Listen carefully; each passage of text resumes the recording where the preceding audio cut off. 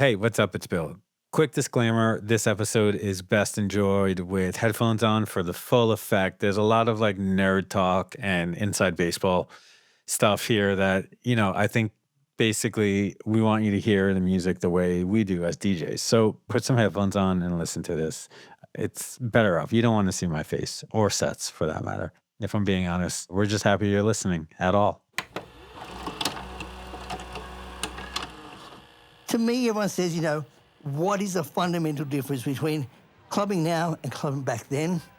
And I say it's focus, okay? These days it's become a very two-dimensional experience, All the energy is directed forward, okay? And you pretty much as a punter just look at the back of people's heads. Where in years gone by, you pretty much interacted around you. Around you in a circle, I remember. So the energy was like, a lot more contained, a lot more focused center. And like everyone says, why is everyone interested in going in the DJ booth? Why does everyone want to be in the DJ booth? It's because all the positive energy is directed there, and it's like, it feels good to be up there. No one really knows why, but it's because you've got 1,000 smiling faces coming straight at you, and it feels good, Yeah.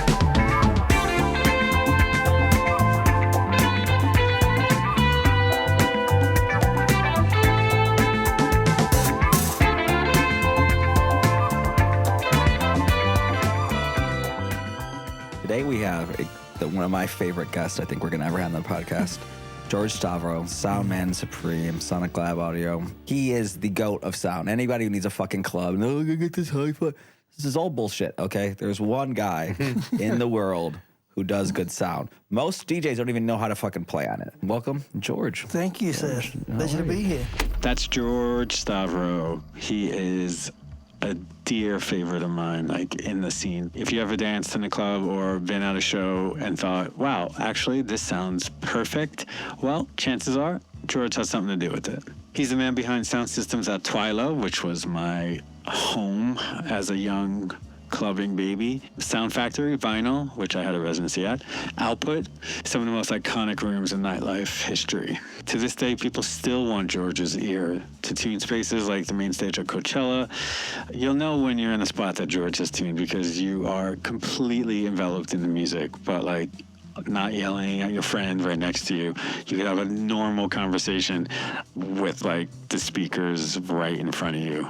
He hasn't chased credit, but the people who know. It's like, if you know, you know. Without him, most of your favorite nights out probably wouldn't have hit quite the same. Also, without the drugs, probably wouldn't hit quite the same because you're a fucking drug addict. Loser, get your shit together. Get a fucking job. Thank you so much for coming down. Man, my pleasure, man. The best thing about our relationship, ever since I've met George, he's always yelled at me. Like, he's just like, how about you, this is how you fucking do your job, right?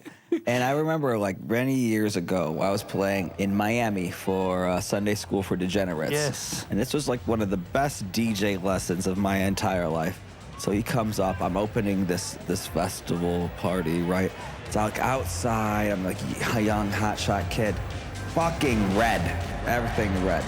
He comes up, he looks at it, he's like, it sounds a lot better if it's just, you don't need to press everything. I had the highs all the way up, the mids all the way up, every gain was on, right? You're not the only one. So Yeah. It's like, it's kind of a bit of a habit that everyone has these days. But But after that, I always kept it in the middle, you know? Man. We did so many other festivals and worked together, but it was like always something that stuck with me. And then now I'm the hound on kids, but you got me the other day, because before me, person unnamed, was playing all fucking red. It was clipping the whole time, and I remember looking, I was like, what the okay. Okay, for those who don't know what clipping is, here's the easiest way I can explain it. Basically, sound travels in waves, but when the volume of audio pushes past what the system can handle, the tops and bottoms of those waves get sliced off, literally flattened. It sounds like shit. It creates distortion, and that distortion adds harsh, crunchy noise and wipes out the detail in the sound. It's not just louder, it's broken. And yet, every DJ does it. And every sound guy like George has to come up and be like, hey, can you lower the fucking volume? Can you get your level straight? Because you're killing us out there. It's happened a million times and will happen a million more times. Now back to your regularly scheduled programming. And I was kind of like trying to, but also I didn't see George around. I was like, what am I going to do? I got to follow. finally comes in, he's like, fucking turn it down. And I was like, all right. So I turned it down, but I didn't seem to turn it down quite enough to where he came in again. And I was like, I thought he says, you got to feel the bass. But he's like, you need to turn it down to feel the bass. Yeah, I mean, like, people don't realize it. And, you know, someone of your caliber and DJs who are playing those sort of venues that, you know, there's someone behind you either helping you and working with you or working against you. And when you give them when you give them something that's so hot and so bright and overdriven, then they're just sitting there trying to, like, salvage the sound they're getting to get the best out of the sound system. So, you know, it's a process, man. It is. It really is a process, you know. Yeah. And the more collaborative it is and the more you work with them, they're working with you. So after the gig, I was like, okay, I figured it out. I texted him a couple more times of like, I think I figured out why it was so loud, blah, blah, blah.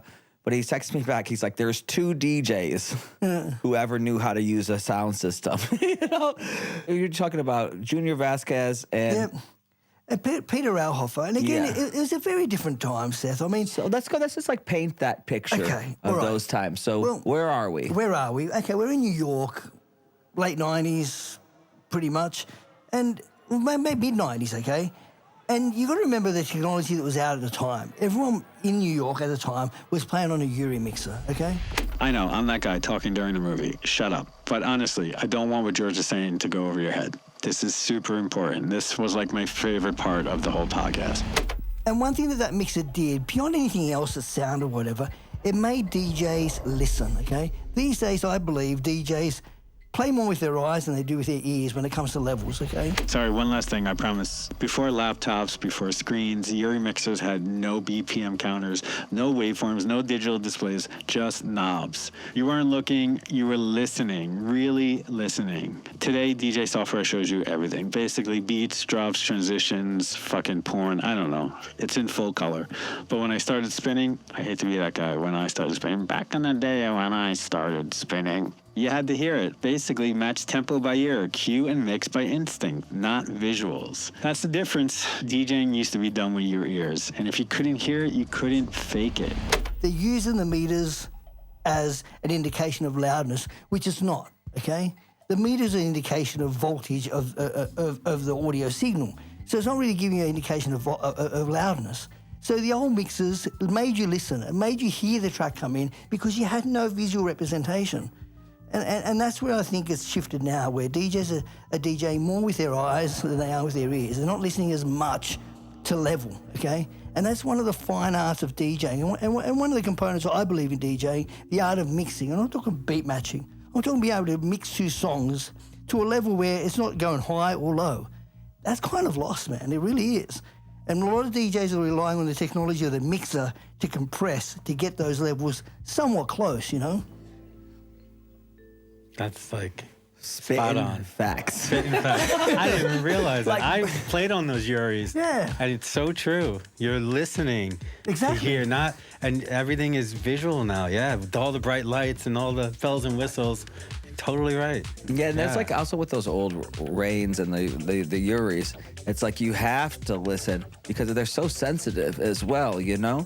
And I think with a lot of new mixers, you kind of dial it in, and it's like whatever, you know, blah, blah, blah, blah. It all compresses, it kind of phases over. There's a large space for mistakes. Yeah. But, you know, I just got like a new Varia, and I was at home working on some stuff, and I was mixing. I could fucking not mix my way out of a paper box. Seth meant to say wet paper bag. Wet paper box is not a saying. Because it was so sensitive with everything, and I was like, but then after a while, just being like, okay, just like dial it in.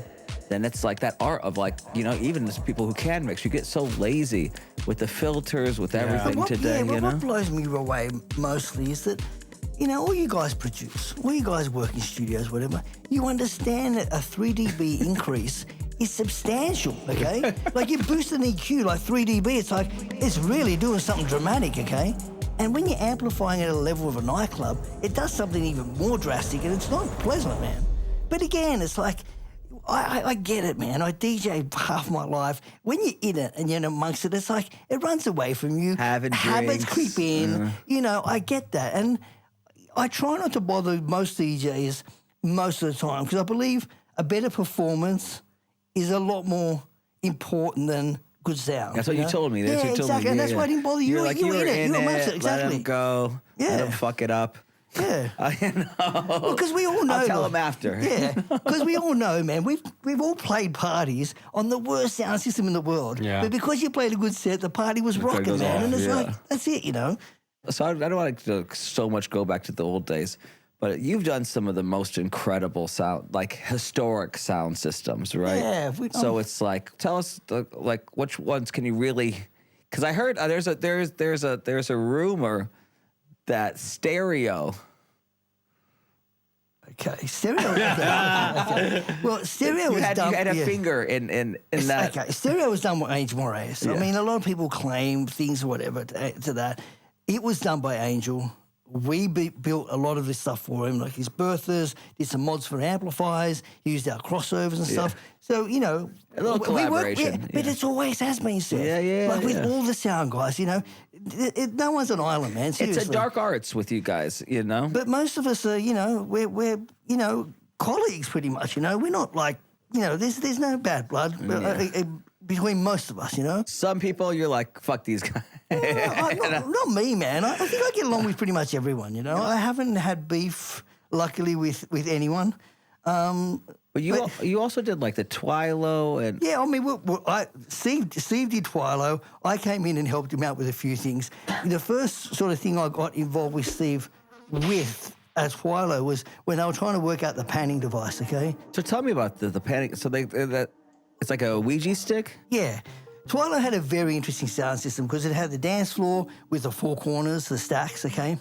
Then it had side fields on the flanks and then side fields on the ends, okay? And you could actually turn any one of those up independently, okay? So can you imagine having a stereo left and right in the four corners? Yeah. And being able to flip the image on the sides, okay? But not as loud, so the stacks would still work, but you could actually get more level on the sides. So what it did, it created like almost like an immersive thing, but it wasn't immersive. Yeah. But what we were trying to do is work a stick that you could actually pan it, so you could steer it and move it around, okay? So like the master or the whole lot. But it created quite a weird effect. So when you panned it, say, hard front right, the rear left almost sounded like it disappeared. So if you were standing by that, it was like, what happened to the sound? You know what I'm saying? So it wasn't, so it didn't work right. So then we worked another device with a VCA, which controlled levels, but not to a drastic point with that. And that didn't work as well either. It wasn't until about 2003, I believe, when the Lake processor came out. It was a processor we still use to this day. And what we did, we created like a joystick hack through a PC to control delay. So what it did, it didn't actually turn the level up and down, it actually pulled it away from you. So it made it sound like it was further away. And that created that image of movement, you know? But again, to implement something like that in installation was not cost effective. So we didn't really do it. I think the only place we had that running for a little while was at Arc in New York, the old shelter. My old residency. I was never at any of these clubs. So you were that was my resident. Yeah, he was there. Bill used to come in and sort of play during the day. During the day, used to come in, play some So records. how was the club? What was it like in the day? What do you... No, well, I mean, it used to be vinyl, obviously, and what was it before vinyl? It was vinyl, it was shelter. It was NASA. NASA, yeah. Yeah. It's an iconic venue, but also quite famously known for not having a liquor license. You can imagine nowadays trying to run a club without no liquor Stereo's like the only place in the world, I think. Stereo still has no liquor license. They have The bar. The bar downstairs, Yeah. upstairs, they still have Yeah. everything, yeah.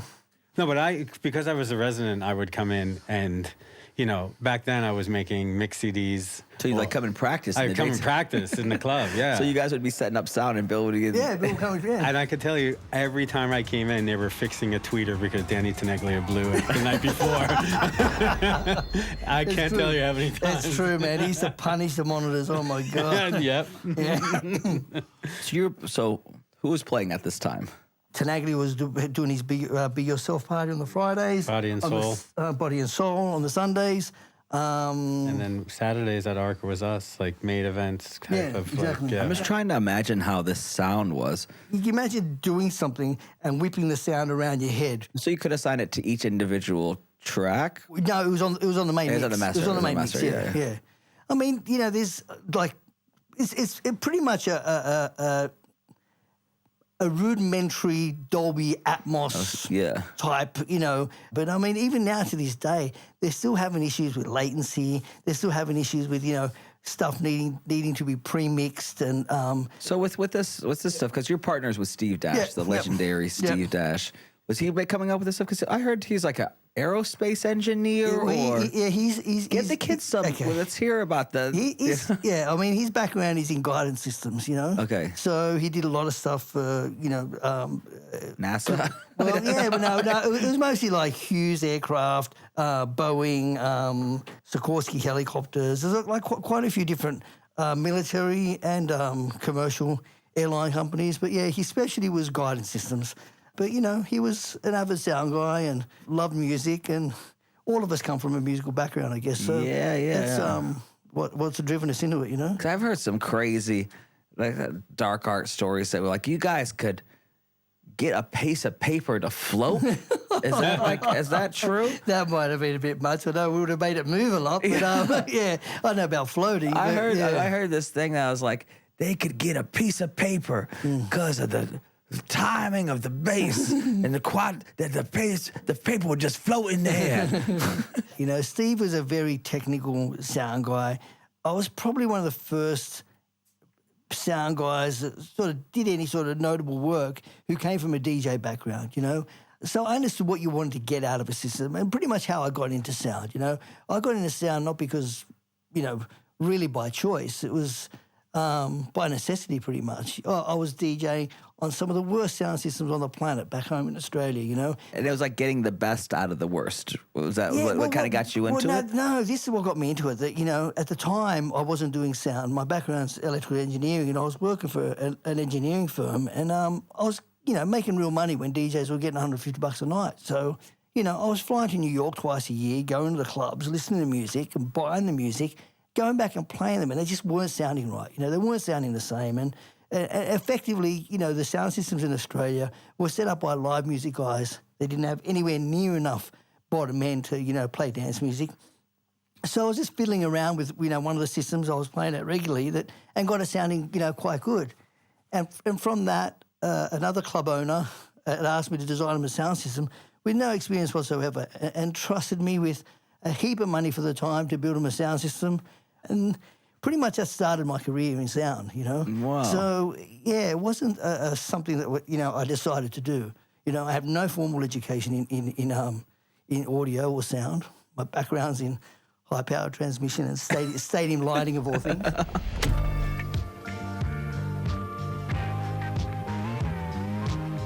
I had this girlfriend all my friends hated.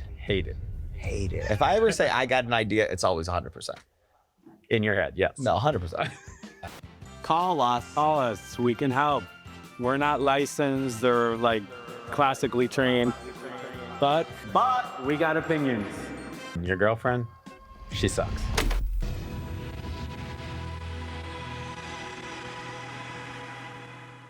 It's so funny the odd directions that people get to find their path. Yeah. I find often it's like these funny group of circumstances. Some friend said one thing, you end up going out to a thing, and then next thing you know, you're doing that the next 40 years. You know, I think a lot of kids today think it's like this really thought out way to follow your dreams or get on a path, but it's just an interest in something, right? Yeah, but I mean, these days, there's a lot more paths to get into professional audio, become a sound engineer. But still, I don't believe there's a program for nightclub or, dance music sound systems in particular. It's something you either learn from someone else or you collaborate. And I've been extremely lucky.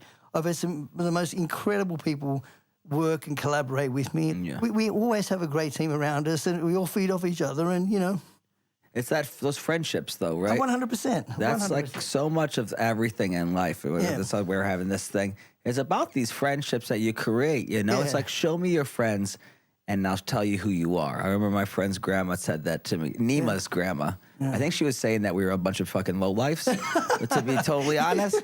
But it was something that always stuck with me. Checks out. Yeah, but it's something that always stuck with me. That was like, if you surround yourself with interesting people who have the same interest, that's how you get the kind of the hunger. But when you guys were doing New York, was there a lot of competition going on with sound back in then? Those days, or there definitely was. 'Cause there was the factory. Okay, there was. Were you guys like trying to outdo each other on sound? I don't think so. You know, it's really funny. Everyone thought there was, the animosity and stuff between it. I mean, Gary Stewart, who was a competitor, was Did he do the garage? Hey? Did Gary Stewart do the garage? No, he did the Second Sound Factory. So late 90s. Late 90s. Yeah. He also did, I believe, the first Marquee. Okay. But his big claim to fame was Zouk in Singapore. Oh Yes. yeah. Okay. Well, I think the thing, Seth, that you bring up, which I find interesting, like nowadays, a lot of people know about sound systems. Like the average clubber knows what they a talk about function one sound sounds. systems. But never. I would like to say that like Phase On to me, Steve Dash's Phase On sound system was the first sound system that people were talking about in a way that were like Twilo. Phase On, it's an experience that you have to like go to. And I think nowadays, like, everyone wants to have a function one or D&B or whatever it may be, but I think Phase On was the first sound system that people really started talking about. Back when we were working under the Phase On name, I mean, we did some pretty huge clubs, man, like Home in Leicester Square, we did Home in Nottingham, Cream in Liverpool, Womb in Tokyo, Home in Sydney, Arc in Sydney.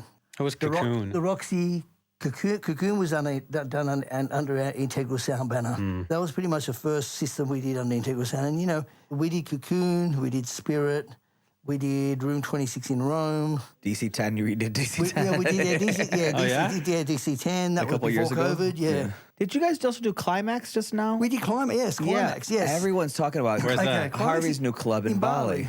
Oh, yeah. Yeah, I mean, that was a very cool and interesting project, okay, because they wanted an old school stack sound system, and I can confidently say that I don't think anyone else on the planet has built as many stack systems as Steve and I have. So we know how to do that really well. Right there, guys. If you need a stack system, please take this as a guide. There is one person in the world who can still make them for you. But, most clubs in Bali are beach bars, big open beach bars. They're not like clubs. And these guys wanted to build a proper dance club. And I don't know if you've seen photos of it. It is one of the most beautiful clubs I built. It could be anywhere. It could be New York. It could be in Paris. It could be anywhere. It's so well styled, so well designed.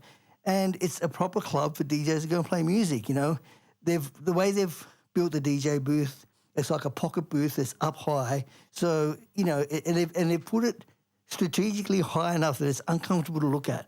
So when you're on the dance floor and you're looking up, it's uncomfortable to a point where it's like after 3 minutes, like, man, I'm not going to bother. Perfect. So then you get the engagement of people, man. And that's, the focus has come back to where it needs to be, And the DJ was in the corner and it's like... Remember Junior's booth at Sound Factory, Twilo. Yeah, Twilo, exactly. Up in the top in the corner. That's right. So you guys tell me, what made these junior nights so crazy? I mean, look, I'll give you my opinion, and Bill will give you another opinion, So, I mean, I think that Junior had a mastery of creating tension, I'd say. He could sit there and, just build something and build something and build something for a long time, man. And again, he would be playing 8, 12, 14 hours. So he had the time to be able to sit there and do whatever the hell he wanted. It's not like now everyone gets an hour slot and it's like, man, you got to make a difference and you just bang it out.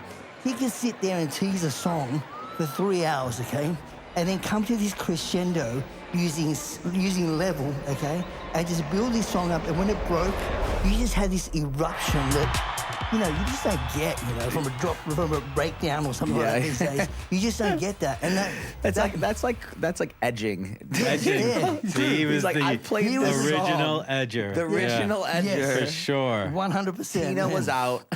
Yeah. Yeah. But listen to you describe that. I don't know the relationship between Danny and Junior. I know it wasn't the greatest, but that to me is exactly what I would expect. I've went to a couple of Junior shows back in the day, but what you just described was how I felt about Danny Tenaglia at Vinyl. Just taking you for 12 hours. Yeah. People would say he will wait until the newbies leave and then Yeah. It's like wait till like 7 a.m. and That's then right. he's gonna bring it. Exactly. But it was a test of patience, which is what doesn't exist anymore in clubbing. Like the patience. Society a lot. It's society. That's yeah. right. Right? That's That's right. the whole thing. It's like the attention span. And of patience. Everyone in patience, you know? But you knew you were gonna get something. You knew he was Exactly. bringing it somewhere. You never doubted that this was gonna go. He would play great songs, like you said. Like he would tease a vocal, or Danny would tease a track that you know, like one of his tracks, one of the vocals, and you're like, he's gonna play it 3 hours, 4 hours, and then when he played it, it was a true art of DJing. That's and right. This is something that is unfortunately. And it's also how they delivered it. Wasn't it only they delivered the song, that it's like the sound system ran at a certain level, and it wasn't at its maximum level, and it wasn't like low either. It was, at a good, comfortable level. But as they were building to that crescendo, it would just be slowly getting louder and louder and louder, and then it would just like come at you. So just the point of the delivery, Volume was just control. Like, wow, exactly. Volume control. Yeah, exactly. Like so much. I know when I play with Danny, and there's a lot of most DJs, actually most really pro DJs. Marco's a pro at it. It's coming down in volume when you go into mix. Danny always does this thing. He brings it down the first, and then you bring in, and then you kind of go back up, right? And so many kids today, even like when I'm playing, everyone uses these loops, they loop really quick, bum, bum, bum, no programming. And there's such an art in this, but like the intentional use of volume through a night, like to me, it drives me crazy. I turn up to a club, I fucking get there, it's already so loud, and it's just like Nowhere to go. there's nowhere to go, but also the room. I tell people, you have to let the speakers or the sound in the room grow, right? From the first, maybe I'm crazy about this, but do speakers kind of need to heat up a little bit to warm up? Or is it just, this is like something I made up in my mind? Probably made up in your mind. That's again say heat up to get worse, but anyway, yeah. But it's like I said, your ear also becomes complacent to level. Okay, so it's like if you're hearing something at a certain level that immediately sounds loud, after a certain amount of time, it's not. Your ear's going to sort of get comfortable with that level, and then you're going to need to get louder and louder and louder. So if you don't ride that thing like a wave and get it up and down, you just get this saturation point, and it's just, loud, and then it's compressed, and then it's, fatiguing, and it's, it's a losing battle pretty much. Yeah. That's so important because the ear only has so much time before it kind of starts to downgrade and just lose frequency, right? And so many of the nights tonight are just full turbo all the time. I think a lot of that nuance has been lost as well, But I think what I find, and from my experience too, is that when it is too loud or it's slightly distorted or whatever, you feel almost agitated and annoyed, and you don't really know why. And it's like, I'm out of here. I just don't feel comfortable. I'm out of here. You don't particularly say, okay, it's because of the sound or whatever. You don't know why it's happening. And I find that when we do our job really well, you find that people stay longer. And as an operator or a club owner, it's like, that's what you want, man, because the longer they stay, the more chance you have of, them spending their $5 in their pocket. It's like the casino. Basically. Right? Yeah. If you want to really have a long, good night, get people to the bar, bring them down, let them breathe a little bit. Yeah. Kids, it's not about the jackrabbit. But as a DJ and as an artist that only gets an hour and a half, Hour and a half, of a it's hour and a set, half, it's 2 like, hours. what can you do? What can you really deliver? And put your stamp on your performance, You really need to sort of come out almost blazing and say, hey, here I am, And now when you have 10 consecutive DJs doing that, it's like all you have is this energy, It's like pretty much, one tempo. Yeah, because everyone's in a sprint. Exactly, It's like a fight or flight kind of scenario, right? Exactly. Instead of a nuanced approach. What clubs exist? What are the clubs now? Would you say like a Robert Johnson where they give you the time to tell? Well, the Blitz, but the idea of the club is kind of dying. Yeah. I think, and us just on here, 4 old guys. Very fun.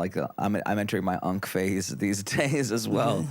But we're just sitting on here, explaining these old times that were really culturally significant. And a lot of kids don't see it, but it's part of that old club culture did really produce a different experience, and that's kind of the point I think of talking about this stuff to really inject the ideas. I remember Scott Grooves once telling me, he's like, Seth, in Detroit back in the day, it was also 1 hour, right? He's like, a motherfucker would steal your bike and take your DJ set, like kind of like a whole situation. But he's like, it wasn't till New York. And New York really set up what became DJ culture of the long sets. But it's really interesting to now see as music's become more, not commercialized, but like more popular, how the world's kind of become Detroit in this kind of fast pace, like, okay, we got this much time, let's fill it up. But there's also the approach where nights can be long, and it could, everyone's like, how do we go back to the old days? But this could be it, right? It's maybe just more time. I think there's more to it than that as well, Seth. Remember back then, DJs didn't tour. If you want to see Junior Vasquez, you went to Sound Factory, you went to Twilo, okay? You went to Palladium. That's where he was playing. You went there, you saw him, okay? But if you have an option to see a DJ play in 10 different cities in a week, okay, that it doesn't attract you to go there. So then as a venue and as a party, you have to style it and book it and program it a very different way, I mean, there were DJs at that time in New York. I mean, like, Jonathan Peters, man, this guy could attract 6,500 people every Saturday night at the same venue for 6 years. Yeah. Name me one DJ on the planet who could do that. Yeah. Right now. Anyone. A David Guetta. No one. No one would go to the same venue 6 years in a row to hear only him play all night on a Saturday night. Yeah. But they had that. They had that pool. But you wanted to go see that guy? You saw him there. Nowhere else, And it's kind of like New York was almost like Ibiza at this point because there's so many big clubs, right? There were so many big clubs. I mean, at some point we had probably about 7 clubs that held more than 1,500 people in New York. And Palladium was 6,000? It was huge, man. Palladium was huge. Yeah. It's funny because I did an RA exchange a couple of years ago, and we talked about that era of New York. And I said, I am confidently saying that was some of the best clubbing the world has ever seen because you had iconic clubs, 5 to 6 to 7, like you said, all running at the same time, and absolutely like peak clubbing experience. But other parties as well, man. Like, do you remember a Cafe Con Leche that used to be up at bloody Times Square on a Sunday? It was like a tea dance, like a gay tea dance, but packed, like just ran, man. Yeah. Like but I mean, now we're just like, it's oversaturated. Exactly. You have so many options. Exactly. Why would we go to this one club for every Saturday night to see the same DJ when we could get Seth and like Victor Calderon's playing here or like another DJ's coming in?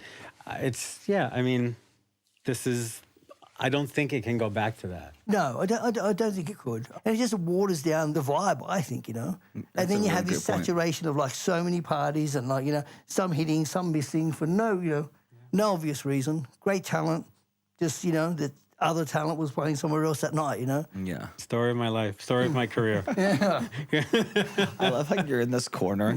Like he's like, some parties are great, some parties aren't. You're like, great talent that never got. Yeah, great talent that never got accepted. Had like empty rooms. I'm over here and I'm like, I don't know what that's like. No, and we've had some great stories about emptying clubs. Remember that time I emptied the club in China and you're like the first person I called? In China? Yeah. Like I was in mainland China and this is great. So I was playing in mainland China. You know how I love Chinese food, right? I'm like a Chinese food freak. And we had gone, I was like, okay, I'm in Guangzhou. Yeah. And I was like, I never heard of the city, more people than New York. That's like fucking being in Blade Runner, like all the building, like China's already won, right? All the buildings were like super future. The lines on the highway were LEDs. I was like, what the fuck, where am I? So we go out, have a great meal. Everything's closed. Like, this place is great. I cannot wait to come back. I'm going to kill it. Numbers are okay. I think there's about 700-800 people at the club. I'm like, all right, that's good. This is like a good night. Yo, I'd say 80 to 90% of the crowd left in the first 5 records of me playing.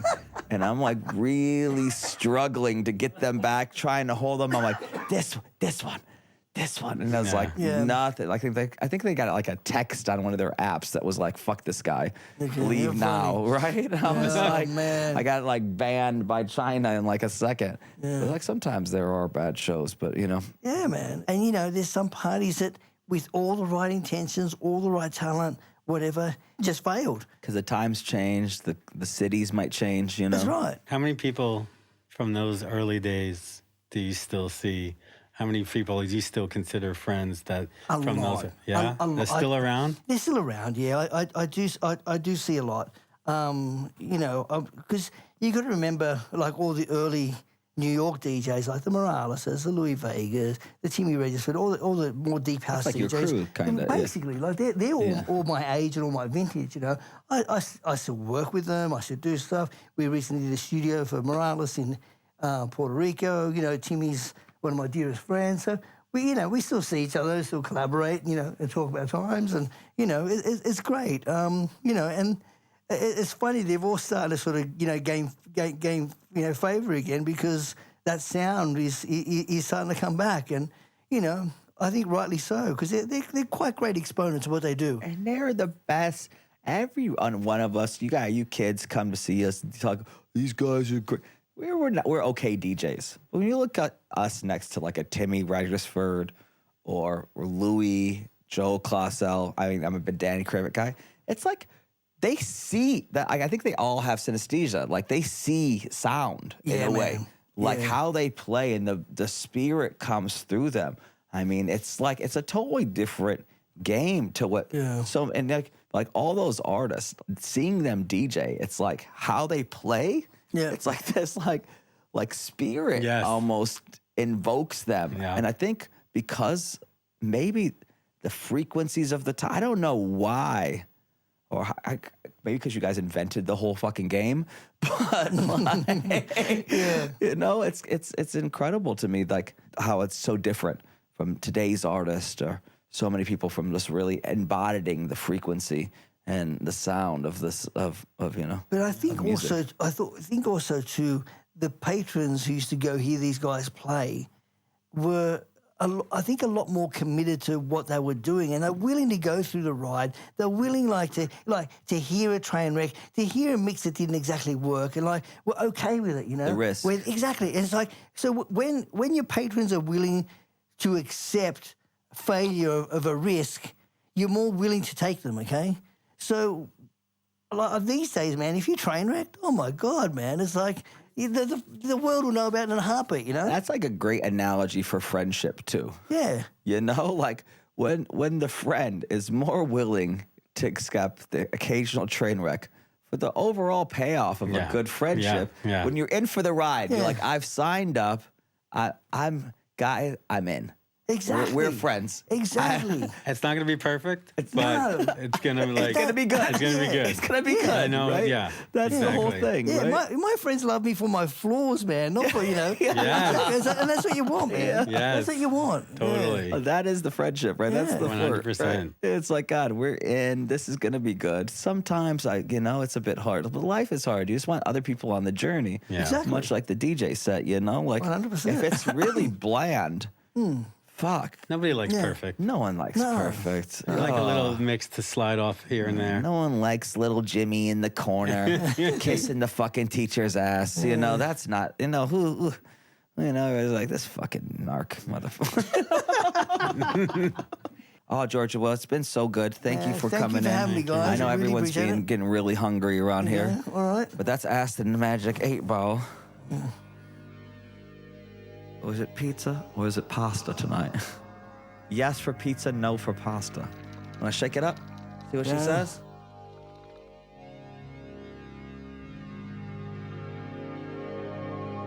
Yes, definitely. Right? This thing does not fucking lie. Both pizza it's and both. pasta. It's both. Yeah, It's both. it's for both. It's both. It's both. We're having pizza and pasta. Are you a fat fuck? Yes. Definitely. It's Bill a fat look. Oh, man. Look not so good. So I would say that's fat. That's bad.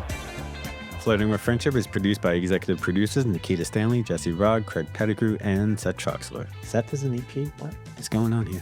Their co-executive producer is Lee Adams, Aaron Kulik is our live production director. He's also a VFX and motion graphics supervisor.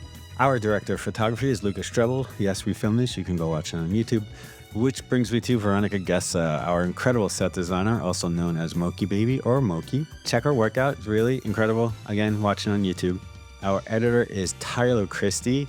Our sound design and original composition is by Jasper Van Dyke. Seth was our music supervisor. Wait a second. No, he's not. I'm pretty sure I was. Not sure why Seth is getting all these credits. Anyways, who else? Our camera operator is Joseph Holton, aka NYX. A lot of nicknames here. Our camera assistant is Jake. I don't know Jake's last name. Sorry about that, Jake. It's Jake Smith. Our production sound mixer is Joel Yule. And last but not least, big thank you to our team at Kizzy Music for all of our additional music and to TV Store Paris for their help in our set design. That is it. I'm out of here. Bye. Yo, is this still on? If you're still listening, you either really like this show or your AirPods are somewhere in a washing machine. Either way, thanks for sticking around. That was Flirting with Friendship, and we're doing this again week after next on Tuesday and every other Tuesday after that, unless the grid collapses or Seth forgets what day it is. Once again, this was a Stratasonic production. Yes, somehow this is professional. And I'm legally obligated to tell you to follow us on all social media platforms at Flirting with Friendship. Watch the video podcast on YouTube, subscribe, leave a review, rate the show, and send it to someone else. Remember, be good to your friends. And if you can't be, well, call us and tell us why. 866-608-BFFS. Seriously, we have a phone number. Bye.